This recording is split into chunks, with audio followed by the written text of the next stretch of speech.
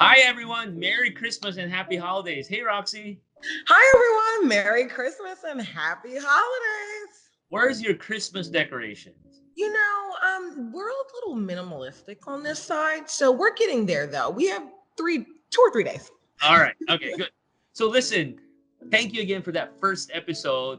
I've gotten great feedback. People love the thought that we can provide bite sized conversations on what's top of mind for public sector and modern workplace. So, for this episode, I thought let's definitely talk about all these certifications and the different clouds Microsoft have. So, in your world, in the federal world, what are some of the top certifications in the cloud that a lot of your customers have to comply with?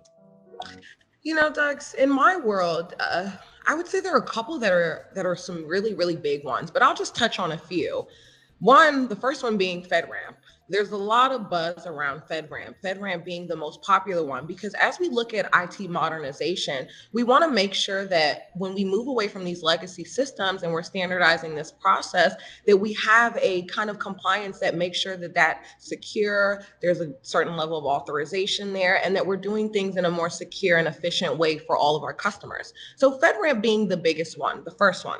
And then I'll touch on IRS 1075. When we're looking at dealing with tax documents or different numbers as it pertains to the tax world, we have to make sure that those are encrypted, and our customers are really, really, really big on making sure that they're in compliant with that encryption. So that's the second one. The other two I'll say is that are pretty big when FedRAMP doesn't play a part is SOC 1 and SOC 2, and making sure that those processes and controls are really secure so that customers who don't have that FedRAMP compliance for certain products are still doing things in a secure manner. So I think those are the four big buzz ones that I hear throughout my accounts right now. For me, I work a lot with government customers across federal and state and local. For example, state and local is the CJIS compliance, the Criminal Justice Information Service. So that's Right. big for a lot of state and local.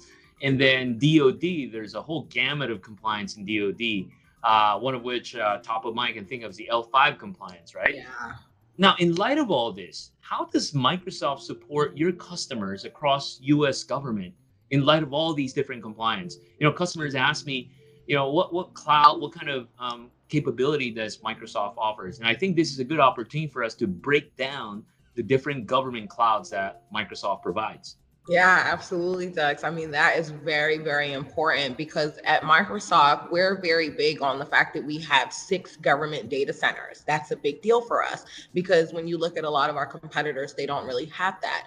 And then when you start looking at government in particular, you have the government community cloud, which is the GCC environment.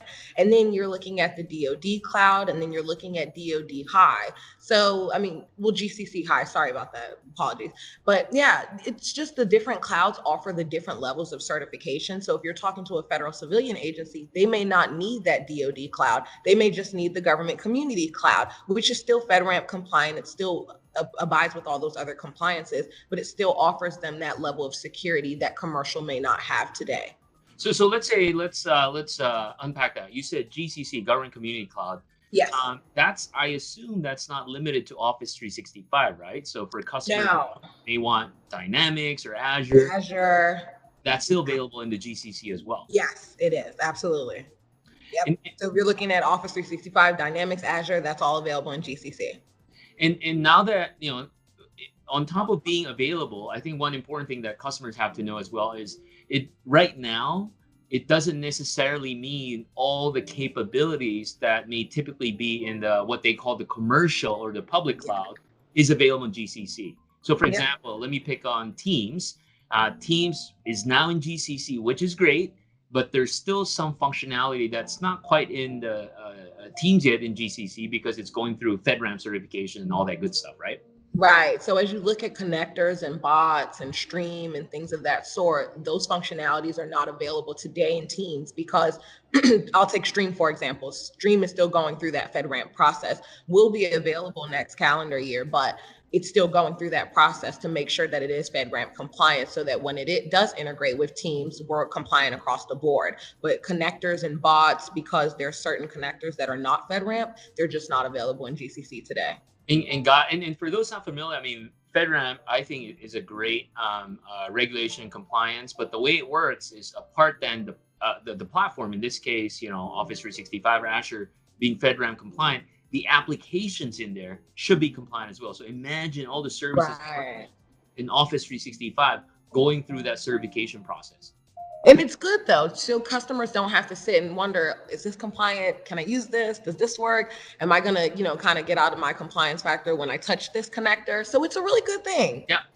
Hey, for everybody who wants a good breakdown in detail about this, there's a blog post that you can click on, and it shows you, I don't know if it's up or down, but but it'll show you all the details that Roxy and I just touched on. But then there's this one other essentially looming activity that's coming up with the NARA regulation. So Roxy, maybe you can talk about what NARA is, or NARA is an organization, but what this regulation's about, and specifically around records and retention. Yeah, absolutely. So as we look at NARA, I think for a lot of my customers, the question comes up as, do we need to retain certain records? Do we need to retain emails? Do we need to retain physical documents? And what are the regulations around that so that we can be, kind of in lockstep with NARA? So as we look at that, that's a common question that comes up. So NARA just basically provides basic guidance on how long we need to keep these documents and how long we need to retain these documents and where they actually need to be stored or how we need to keep them. Sure. And then as such, there's, I believe, a deadline, right, where federal agencies should be in compliance with these regulations. And I believe it's December 2019, if I'm not mistaken. Yep, it's December 2019. And then depending on the agency, they can also tackle their own requirements on top of that initial NARA mandate and make it their own. Awesome. And again, friends, the good news is, in partnership with Roxy and the Microsoft team, we're running these NARA workshops in January. So again, click on the link above and you'll find more details. So with that, thank you again, Roxy, for this bite-sized episode of Fed Up. Anything you're looking forward to in 2019? In 2019, I'm really looking forward to this adoption that's really happening with customers. Like, customers are just so excited for everything that's going on, the NARA workshop, Teams workshops, all these things that are going on. And then when Stream releases, like, there's just so much exciting activity going on. So I'm really looking forward to being a catalyst for that. What about yourself, Dux? I love that word, the catalyst, be the change agent. For me, just like you, I'm just, looking forward for another phenomenal year. I'm grateful for 2018, meeting you, meeting a lot of customers, seeing the world, but boy, there's so much to come. And, in a sappy way, in a small way, I'm really excited that I'm a part of this transformation. Yeah.